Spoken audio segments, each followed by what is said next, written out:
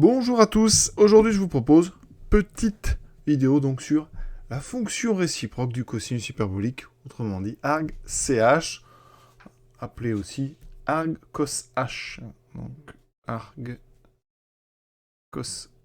ou arg-ch.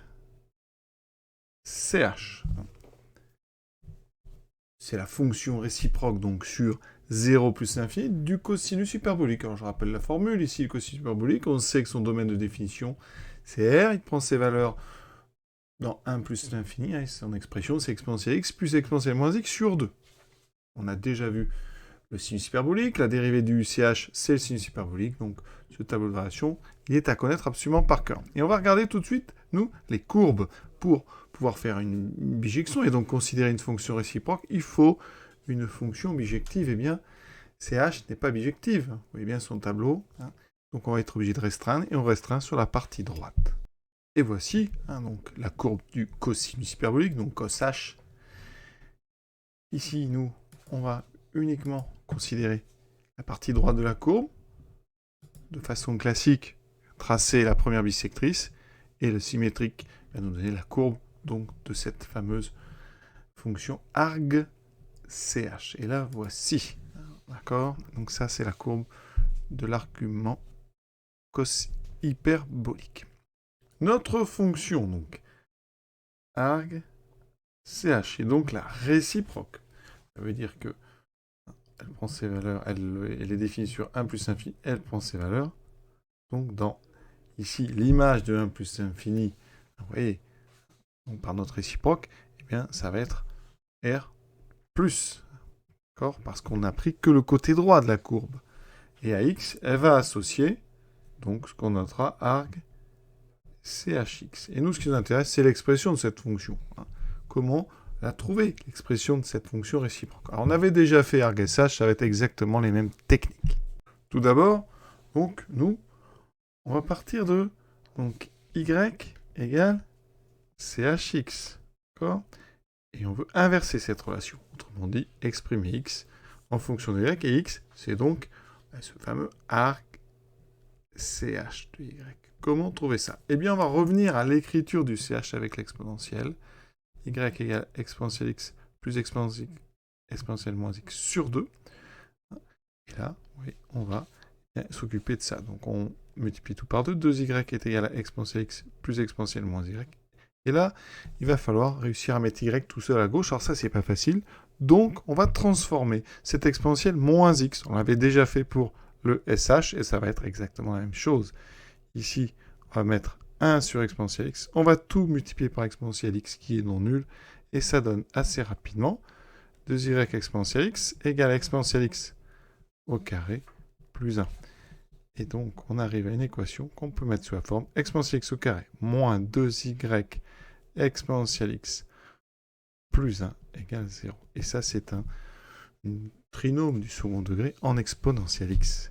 On va procéder par un changement de variable. On pose grand x égale exponentielle de petit x. Et dans ce cas-là, on en vient à étudier x carré moins 2y grand x plus 1. D'accord? Égale 0. On va chercher les racines en calculant le discriminant. A égale à 1, b égale moins 2y et c vaut 1. Donc ici, delta est égal à b carré moins 4ac dans moins 4, c'est-à-dire 4 fois x2 moins 1. Alors, y, c'est un ch, donc y est supérieur ou égal à 1. Donc ce delta, il est effectivement positif. D'accord? Positif ou nul. Donc on peut appliquer les formules qui permettent de trouver les deux racines. Donc les deux racines, donc x est égal à alors, moins b, donc 2y moins racine de delta. Alors le 4, on va le sortir tout de suite. Hein. Alors ça donne ceci sur 2a, donc sur 2. Ça donne y moins racine de y de moins 1.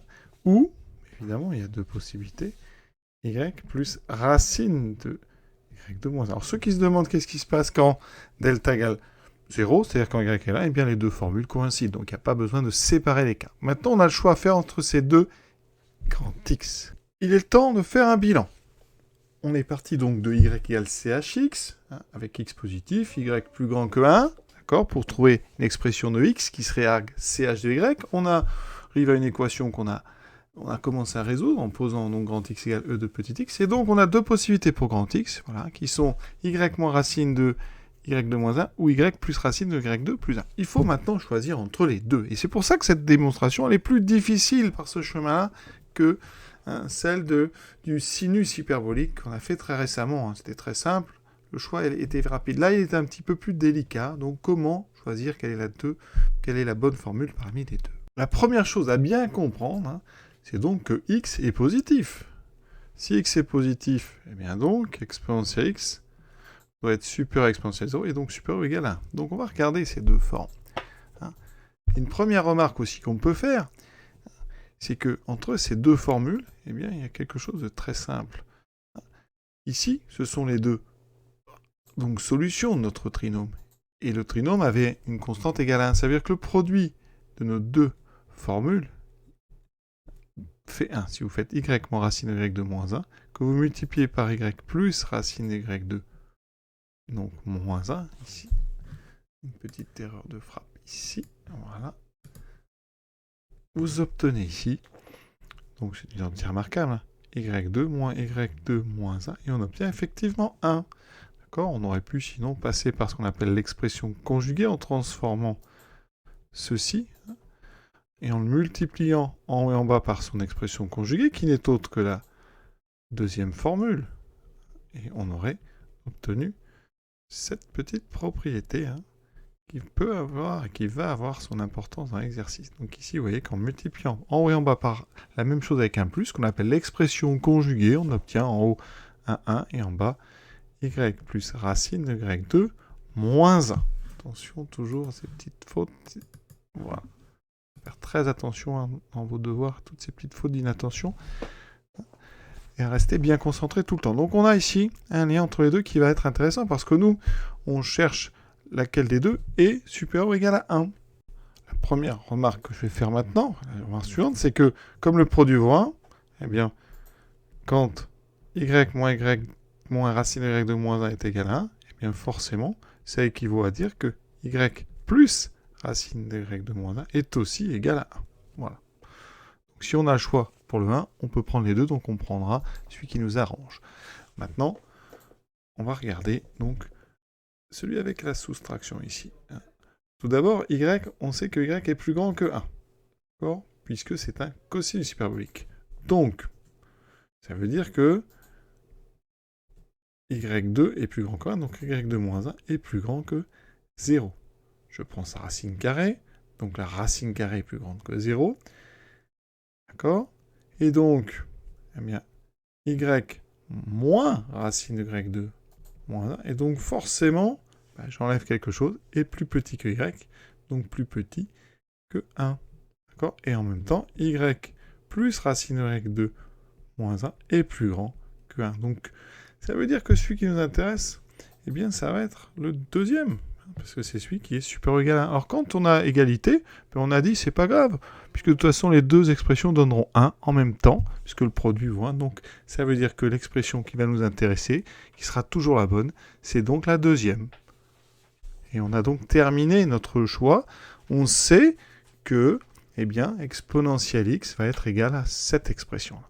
Et donc, en passant au logarithme, donc, eh bien, ça veut dire que petit x, c'est le logarithme de y plus racine de y2 moins 1.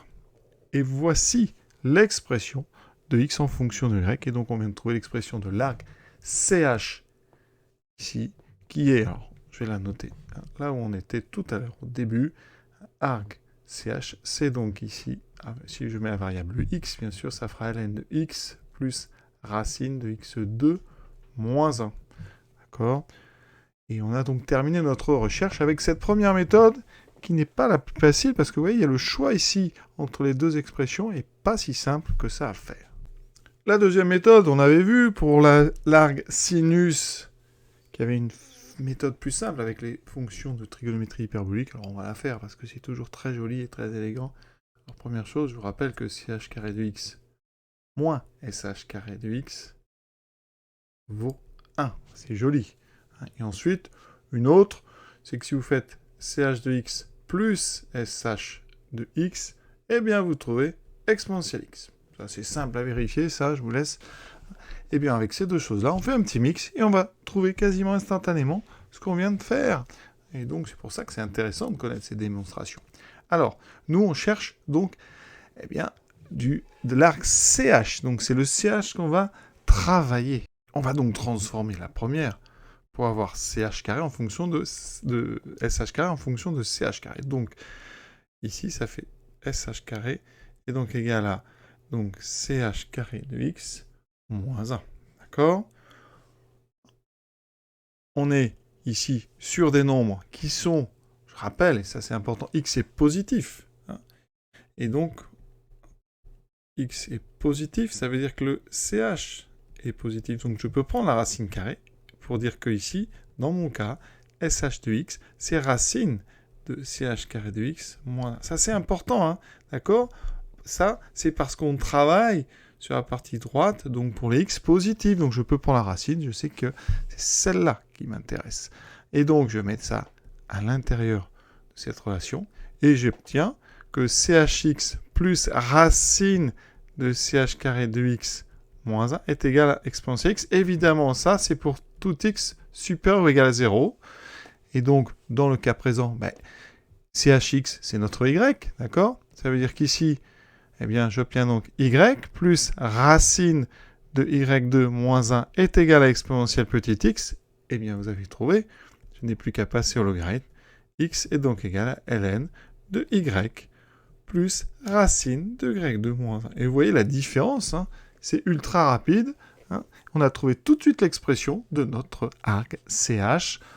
Quelques secondes, évidemment, ça nécessite de l'avoir fait une fois et de connaître donc ces deux formules de trigonométrie hyperbolique. On a besoin aussi de bien maîtriser la restriction. Hein. Donc on a la réciproque sur donc, 0 plus sa fille. Donc voilà pourquoi on peut prendre la racine carrée sans problème. Et qu'on n'a pas cette étude de cas qui est quand même problématique, qui peut vraiment poser des difficultés à pas mal. Donc rappelez-vous de cette méthode, ça peut être une bonne façon de retrouver rapidement les formules. Voilà.